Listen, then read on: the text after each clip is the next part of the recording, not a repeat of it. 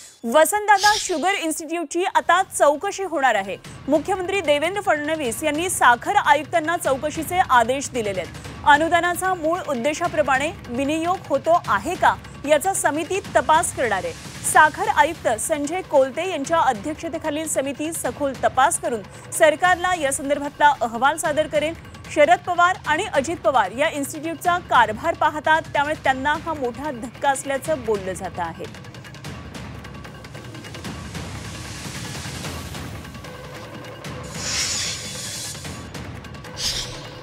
तर Vasantdada sugar institute चौकशीच्या फेऱ्यात आहेत। शुगर इन्स्टिट्यूटच्या चौकशीचे आदेश दिलेत अजित पवार। शरद पवारांना एक प्रकारे धक्का मानला जातोय। अनुदानाचा मूळ उद्देशाने विनियोग होतो आहे का या संदर्भात तपास होणार आहे। साखर आयुक्तांच्या अध्यक्षतेखाली चौकशी समिती नेमण्यात आलेली आहे। ही समिती सखोल तपास करणार आहे। 60 दिवसांमध्ये शासनाला चौकशीचा अहवाल देणार आहे। शरद पवार हे या इन्स्टिट्यूटचे अध्यक्ष आहेत।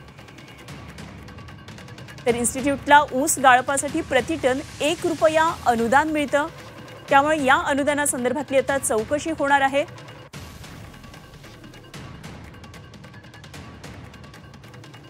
तर वसंतदादा शुगर इन्स्टिट्यूटच्या चौकशीचे मुख्यमंत्र्यांनी हे आदेश दिलेत आणि शरद पवार हे या इन्स्टिट्यूशनचे अध्यक्ष आहेत।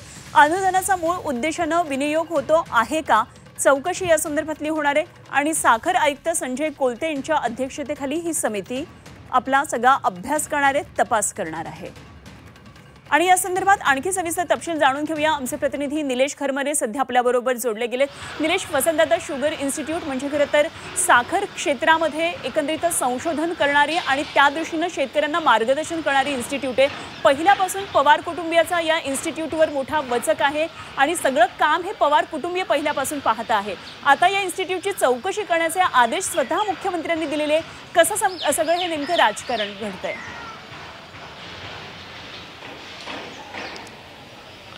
नक्कीच अनुपमा, खरं तर 30 सप्टेंबरला मंत्रिमंडळाच्या समितीची मुंबईमध्ये बैठक झाली। या बैठकीमध्ये राज्यातील जे सहकार क्षेत्रामध्ये ज्या कारखानदार असतील किंवा संस्था असतील ज्यांना अनुदान दिलं जातं मोठ्या प्रमाणात, त्यांची चौकशी व्हावी अशी या ठिकाणी मागणी करण्यात आली होती। आणि या बैठकीमध्ये प्रामुख्याने पहिलं नाव जे आलं ते पुण्यातील साखर वसंतदादा शुगर इन्स्टिट्यूट आहे या संस्थेचं नाव आलं। खरं तर या संस्थेला वर्षभरात जवळपास 5 कोटीच्या वर हे अनुदान शासनाकडून दिलं जातं। एवढंच नाही, तर जे साखर कारखाने आहेत ज्यांना शेतकरी साखर गळण्यासाठी जे ऊस दिला जातो त्या ऊसाच्या पाठीमागे प्रति टन 1 रुपया सुद्धा हा शेतकऱ्यांकडून घेतला जातो। असं अनेक अनुदान जे आहे ते VSIला मिळालं जातं आणि याबाबतची चौकशी आता होण्यासाठी मुख्यमंत्र्यांनी एक समिती स्थापन केलेली आहे। खरं तर 30 सप्टेंबरला झालेल्या बैठकीमध्ये आता असेही आदेश देण्यात आलेले आहे की जे साखर आयुक्त आहेत त्यांनी पुढील 60 दिवसामध्ये हा संपूर्ण अहवाल जो आहे तो समितीला स्थापन करण्याचा अहवाल सुद्धा देण्यात आलेला आहे।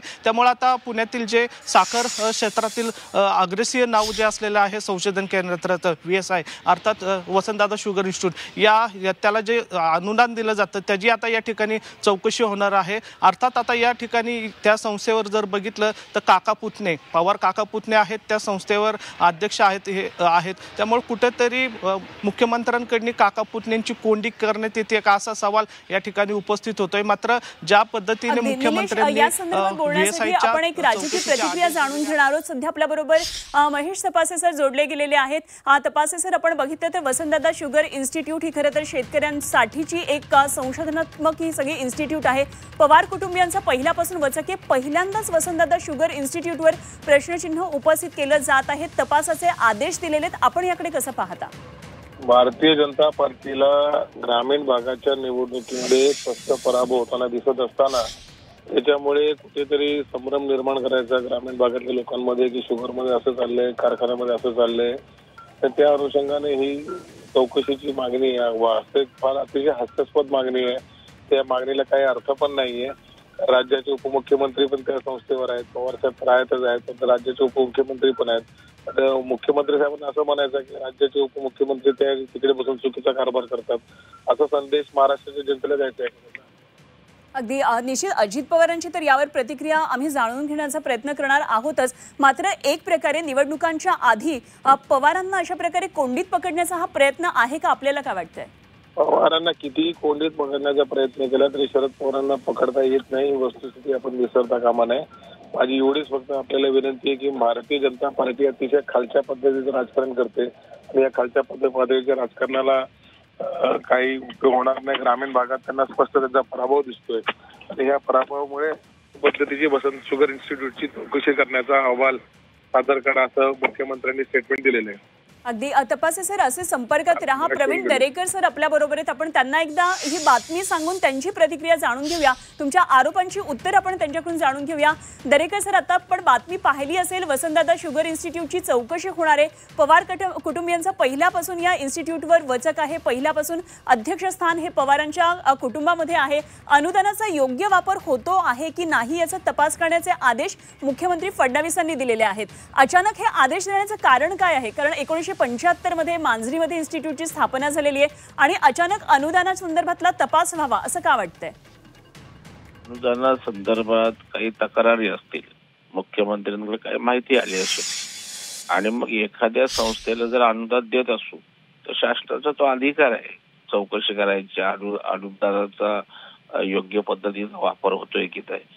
आणि असं रेग्युलर होतं, जे कुठल्या संस्थेची तक्रार झाली, अनुदानाचा दुरुपयोग होते असं वाटलं तर त्याची चौकशी होत असते. बरं, पण दुरुपयोग होतो आहे चौकशी संस्थेची होते असं नाहीये ना. बरं, पण स्थानिक स्वराज्य संस्थांच्या निवडणुका दरेकर सर येतात आणि त्याच्या आधीच नेमकी अशा चौकशांची आठवण व्हावी आणि भाजपला आपला ग्रामीण भागातला पराभव दिसतो आहे अशा प्रकारची प्रतिक्रिया महेश तपासेदारांनी दिलेली आहे, शरदचंद्र पवार पक्षाचे प्रवक्ते. आता तपासणी तशाच प्रकारची प्रतिक्रिया देणार ना. आता ग्रामीण भागाच्या निवडणुका आणि मांजरा या इन्स्टिट्यूटच्या वसंतदादा पाटीलच्या चौकशीचा काय संबंध आहे? म्हणजे कशातही वड्याचं तेल वांग्यावर काढायचं खरं म्हणजे काही अर्थार्थी संबंध नाहीये. पण अनुदानाचा नीट सदुपयोग केला जाईल योग्य त्या कारणासाठी, त्याचं जस्टिफिकेशन दिलं, त्याचा तपशीलवार माहिती दिली चौकशीला, तर अडचण काय? आता आपल्या चौकशीनं एवढं अगदी काय व्हायब्रेट व्हायची काय आवश्यकता नाहीये ना. त्याच्यामुळे मला वाटतं रेग्युलर चौकशी त्या ठिकाणी आहे, चौकशीला सामोरं जायचं आणि अनुदानाचा नीट वापर केला असेल ती माहिती द्यायची. मग आपण अनुदानाचा गैरव्यवहार केलाय का? नुसत्या चौकशीला आपण एवढे जर आपण त्या ठिकाणी व्यथित होणार असू तर तिथे काय आपण चुकीचं केलेलं आहे का? अनुदानाचा यूज केलेला आहे का? अशा प्रकारचा मग दाट संशय येतो ना. ठीक, आपली प्रतिक्रिया कळली, धन्यवाद. आपण बोललाच, ही 24 तासकडे प्रतिक्रिया व्यक्त केली. भाजपचे आमदार प्रवीण दरेकर आपल्या बरोबर होते, त्याचप्रमाणे राष्ट्रवादीचे प्रवक्ते शरदचंद्र पवार पक्षाचे महेश तपासे आपल्या बरोबर होते.